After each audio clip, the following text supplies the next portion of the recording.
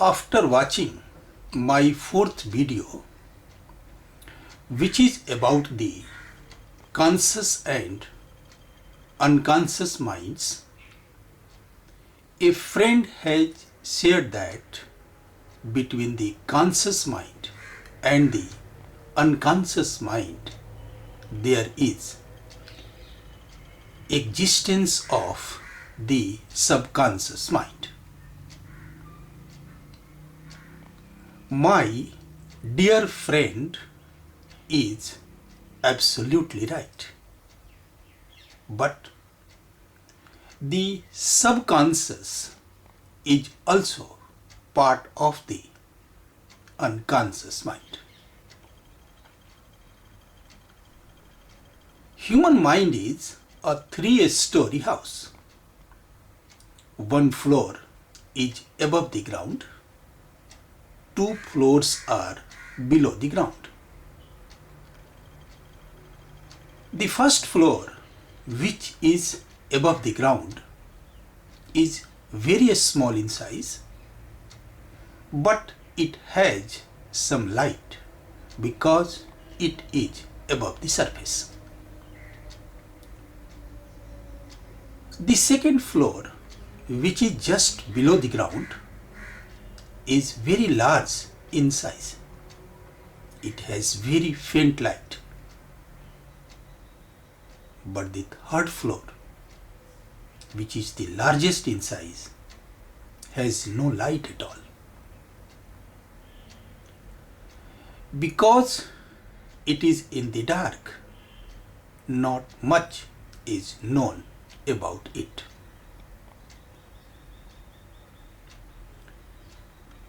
But these two floors, which are below the surface, are very important from the point of view of knowledge about the life.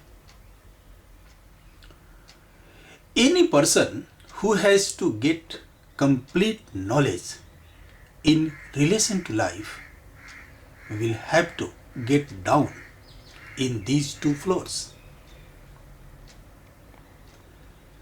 But the irony is that the entire life of a man passes only in the smallest and the illuminated portion, which is on the top.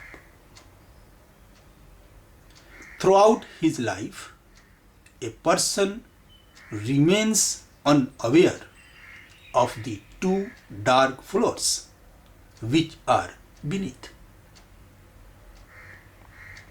Therefore, a person remains unfamiliar with the actual life.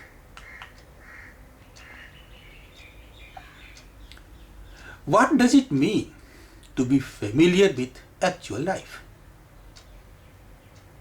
Breathing, talking, achieving success is not true life, is not complete life. Rather, true life, complete life, total life means being familiar with anger, escape, fear, greed, jealousy, insensitivity, grief, anxiety, sorrow, stress, tendency to resist every new thing, confusion, mediocrity, the habit of postponing work, the tendency to imitate, the tendency to refrain from thinking, lack of will, ambition, blind competition. These are facts of life. We face them every day, but we do not seem to be familiar with these facts of life. We encounter in our day-to-day life. We also do not seem to understand them. Do we know on which floor of the mind are the roots of all these tendencies? In which corner of the mind these tendencies reside? We do not know these things. That is why our life is so ugly. The irony is that in order to know them, to understand them, and to be free from them, no expert is needed. What is needed is the understanding of the layers of the mind. The roots of life are in our unconscious layers.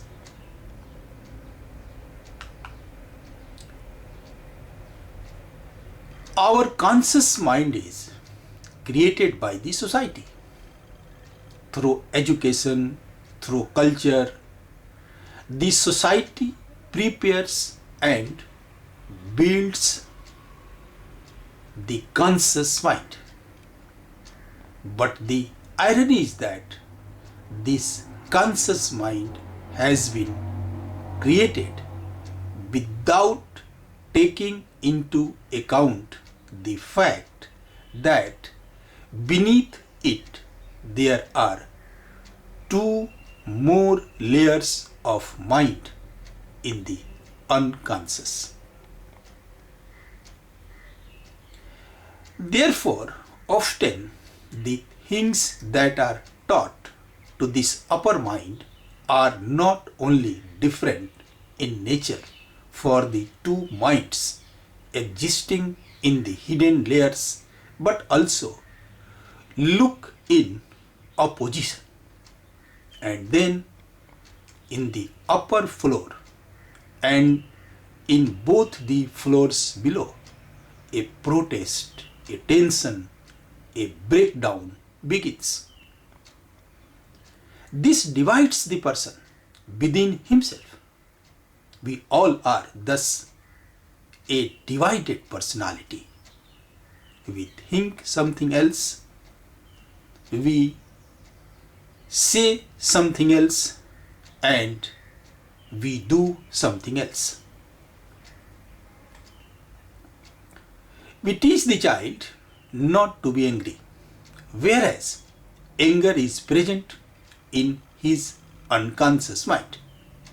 His upper mind learns not to be angry, but the underneath mind thrusts for anger. A protest ensues. A situation of repression has got created. In this struggle, man breaks down and falls apart.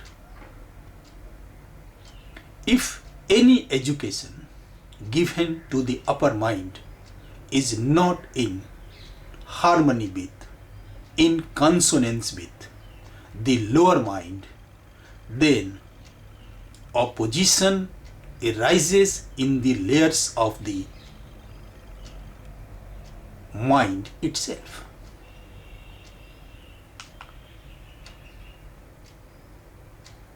Such a system of education is required to be created, which establishes consistency with conscious, semi-conscious, and unconscious levels.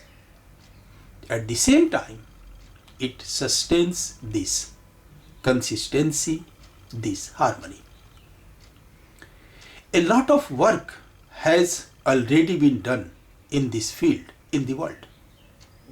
But teaching based only on educating the conscious mind has concealed the teaching related to subconscious and unconscious levels. It has a reason. The education of conscious mind has given birth to the subject of science. Teaching based on a tiny part of the mind has brought miraculous progress in the world. The world is so fascinated by it that it has turned its back on teaching related to the subconscious and unconscious levels. But while science has given rise to development, it has also led to destruction. Science has made even destruction enormous. It is as if the secret of infinite power has come in the hands of a small child, and that child doesn't know how to use this power.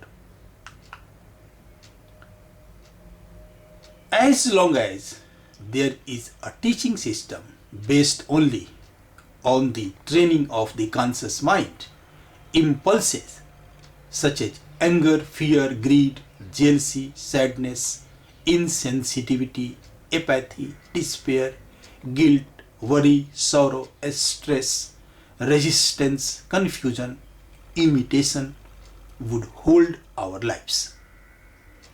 Since these facts of life are beyond the grasp of our understanding, misleading elements like ambition, competition, hope, belief are the controllers of our life.